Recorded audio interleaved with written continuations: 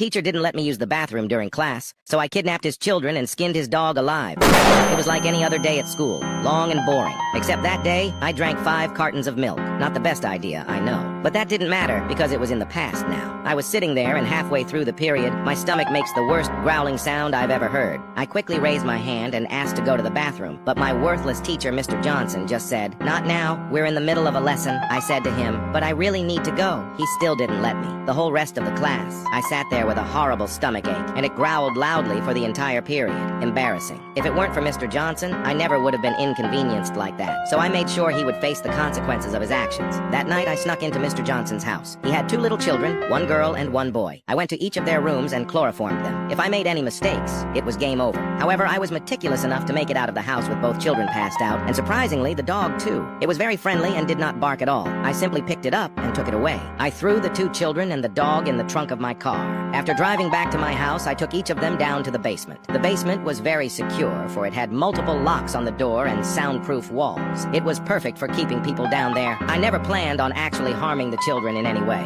I just wanted to make Mr. Johnson suffer. However, the dog was a different story. Mr. Johnson loved his dog, even more than his own children. It was old, and he'd had it for a while. I had the perfect idea. I was able to tranquilize the dog and place him on a medical table surrounded by various medical instruments. For hours, I worked to carefully peel away the dog's skin. I managed to cut it off all in one piece. The next day before school, I stuffed it in a box and mailed it to Mr. Johnson's address. I'm sure he wasn't very happy waking up that morning to see both his kids and dog missing. At school, I could tell he was visibly worried. His hands shook while grading papers. I walked up to his desk, leaned in close, and whispered in his ear, "Little Timmy, come back." That was his son's nickname. I thought it was hilarious. Mr. Johnson just closed his eyes and looked down. Then he sprang up at me. Luckily, I was fast enough to dodge him. I backed away and he started to run straight at me. Reacting quickly, I did the only sensible thing I could think to do. I pulled out my fully automatic M16 rifle, letting off an entire magazine into his face. He was unrecognizable, and being the most hated teacher in the school, students cheered. I was sent to court, but it was ruled self-defense. I guess he should have just let me use the bathroom lol.